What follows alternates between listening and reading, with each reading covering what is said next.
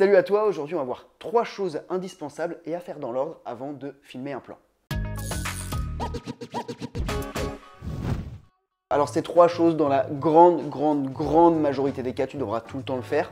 Après, en fiction, les 2 premières peuvent plus ou moins être faites en même temps, mais si tu es dans des configs un petit peu tout seul en tant que vidéaste, là tu devras les faire tout seul et il faudra que tu généralement respectes l'ordre, même si la 3e, tu auras à le faire qu'une seule fois.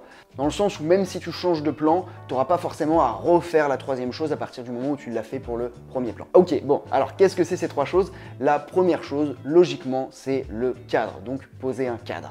Alors quand tu vas poser un cadre, on part du principe que c'est du cadre fixe, comme par exemple un portrait, chose qu'on demande beaucoup en vidéo, ou voilà, même si tu veux te filmer toi en tant que youtubeur, bref, tu poses ton cadre. Alors pour poser son cadre, il y a des choses à faire. Déjà, on va jouer sur la profondeur de champ, donc je prépare un épisode sur la profondeur de champ, mais en gros, la profondeur de champ, c'est comment avoir du flou. Là, tu vois, derrière moi, il y a du flou. J'ai joué sur différentes choses pour avoir ce flou, et ça, comme je te dis, on le verra dans notre épisode. Mais c'est bien, voilà, d'avoir du flou. Après, bon, c'est pas forcément... si par exemple tu filmes un paysage, là tu vas pas voir du flou. Mais restons sur l'exemple du portrait, le flou pour composer ton cadre. Jouer aussi sur les lignes, le cerveau il est calibré pour aimer les lignes, donc joue sur les lignes de force, les lignes de fuite. Là il y a plein de lignes, je crois qu'il y a une ligne là, il y a une ligne avec la table, il y a une ligne avec la hotte.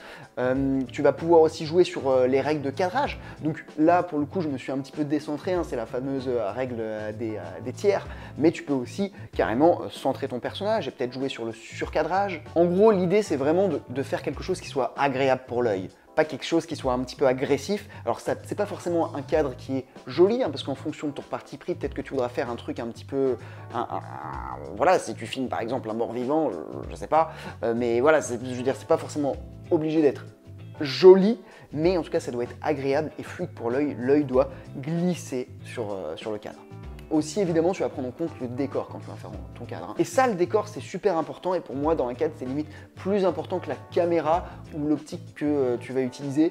Parce que voilà, si j'avais un mur blanc derrière moi, même si j'ai une Red Epic ou une Alexa, et que à côté, je sais pas, je vais filmer avec, admettons, je pense que même un iPhone avec un super beau décor, un truc bien mis en scène, bien composé, ça rendra mieux qu'avec une Alexa et un mur blanc. Le test est à faire, mais honnêtement, voilà, prends vraiment en compte le décor et n'hésite pas à le modifier et à jouer avec. Alors pour le cadre, là ce que je te dis, ça peut paraître assez complexe. Bon déjà ton œil, t'inquiète pas, il va vraiment s'aiguiser avec le temps. Plus tu vas filmer, plus tu vas prendre de photos, plus ton œil s'aiguisera avec le temps et plus tu feras naturellement des beaux cadres. Et notamment quand tu es en config run and gun, c'est-à-dire quand tu es dans une config où tu n'as pas vraiment le temps de poser un pied et de créer un cadre, et là, tout simplement, voilà, naturellement, tu vas prendre le cadre le plus beau et toi, tu placeras en fonction du cadre que tu veux. Et puis l'avantage aussi en run and gun, c'est que contrairement à un pied que tu dois monter, démonter et que tu dois un petit peu manipuler, là, c'est ton corps que tu manipules, donc tu es beaucoup plus rapide. Donc voilà, ça, ce truc de cadre. Quand tu poses un cadre, un portrait, une interview, tu le travailles un petit peu. Quand tu es en run and gun, déjà, au moins en run and gun, tu vas prendre plein de plans et il y aura des choses que tu filmeras qui seront pas bonnes et des choses qui seront bonnes. Quand tu fais une interview, tu prends un petit peu plus de temps à le poser, mais en tout cas, dans tous les cas, plus tu vas en faire, plus ça va devenir facile. Dernière chose pour le décor, c'est aussi jouer avec les lumières de décor, et ça me permet d'arriver au 2e point. Alors, une fois que tu as posé ton cadre, tu vas faire la lumière de ce cadre. Donc cette lumière, alors tu vas jouer avec la lumière du jour, à tes risques et périls, parce que là, tu l'as peut-être vu, mais là, la lumière, c'est la lumière du soleil, qui est la key light, qui est la lumière principale, elle varie. Du coup, évidemment, moi, j'ai pas fait un perfect quand je vous ai raconté l'épisode, ce qui fait que, du coup, un coup, j'avais une lumière qui était exposée à telle puissance, et un coup qui était légèrement moins exposée.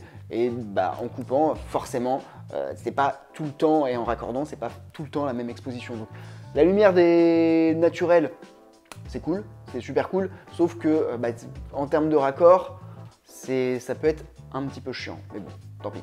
Donc tu vas jouer avec ta lumière naturelle, tu vas jouer aussi avec ta lumière à toi, tes projos. Là pour le coup, comme la fenêtre expose vraiment bien, j'ai mis assez peu de lumière. Là il y a un petit spot qui est caché, qui éclaire un petit peu le fond et le décor. pour justement faire quelques petits reflets sur la table. Jouer avec les reflets dans le décor, c'est bien vraiment. Quand on a des choses qui brillent dans ton fond, ça rajoute des petits trucs à ton cadre. Tu vas pouvoir aussi également jouer avec les lumières de jeu, en tout cas avec les lumières de jeu, donc peut-être allumer une petite lampe. Donc ça, il faut le réfléchir, hein, parce que est-ce que si ta lumière principale c'est une lumière de jour, tu vas allumer une petite lampe dans le fond, est-ce que ça apporte vraiment quelque chose? Je sais pas. Ça, il faut le faire vraiment en fonction de ton cadre. Et puis aussi, peut-être cacher certaines lumières. Est-ce que tu vas allumer les lumières de plafond? Ça peut rajouter quelque chose, ça peut faire une petite douche. En revanche, le souci avec les lumières de plafond, c'est bien si elles sont devant et derrière toi, parce que ça va te faire une petite lumière de contre. En revanche, si c'est vraiment au-dessus de ta tête, bah, ça va te faire des grosses ombres ici. Donc voilà, en tout cas, une fois que tu as posé ton cadre, la deuxième chose, c'est jouer avec ta lumière. Alors pour ceux qui veulent vraiment que je développe la science de la lumière, eh bien, je pense que je ferai d'autres épisodes et peut-être même une formation. Mais l'idée, en fait, comme je dis tout le temps, il y a plusieurs niveaux dans la lumière. Le premier niveau, c'est de comprendre un peu comment marche la lumière. Le second niveau, c'est de jouer un petit peu avec. Et le troisième niveau, c'est vraiment de la maîtriser, de la modeler pour lui donner quelque chose. Donc, premier niveau, comprendre comment ça marche. Deuxième niveau, jouer avec et être capable de faire quelque chose de bien exposé. Là, au final, je suis bien exposé. J'ai pas spécialement d'ombre. En tout cas, si j'en ai, mais mes ombres, comme il y a des lumières de plafonnier, elles sont pas sur moi, mais elles sont en bas. Donc, toi, tu les vois pas. Donc voilà, c'est bien exposé et il n'y a pas de faute. Mais en revanche, si on veut faire quelque chose de plus cinématographique, donc peut-être d'un peu plus découpé, d'un peu plus stylisé, là c'est le troisième niveau que moi personnellement j'ai pas encore atteint. Dans tous les cas, cette deuxième étape, c'est faire ta lumière.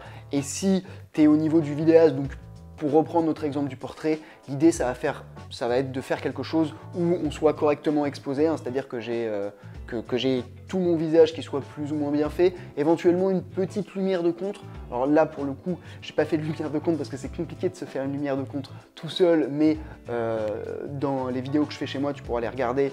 Souvent j'ai un petit projo avec une petite lumière de contre, voilà, qui rajoute un petit liseré sur mes épaules et dans mes cheveux qui est pas dégueulasse. C'est quelque chose qui se fait pas mal. Si tu as une lumière avec un plafonnier, tu peux te mettre juste devant, ce qui fait que la lumière va toucher que tes cheveux et du coup bah voilà, ça te fera ta petite lumière de contre. La lumière pour le run and gun, là pour le coup tu peux pas faire grand chose, tu t'adaptes et tu joues justement sur la troisième chose. Passons justement au dernier réglage, ce fameux réglage où là généralement sur une session de tournage, donc une demi ou une journée, tu le règles une fois et normalement tu n'auras pas à le régler, mais ça c'est tous tes réglages cam.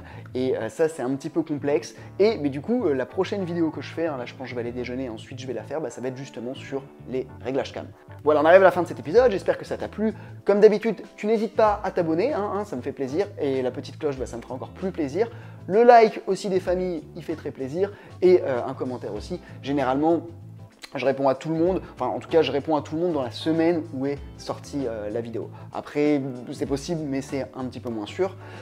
Comme d'habitude, si tu suis mes vidéos, tu sais que moi je propose des petits guides de téléchargement pour approfondir. Là aujourd'hui je te propose un guide un petit peu technique vidéaste, donc c'est plutôt pour ceux qui veulent vraiment augmenter leurs compétences de vidéaste. Donc tu n'hésites pas à le télécharger, le lien il est dans la description.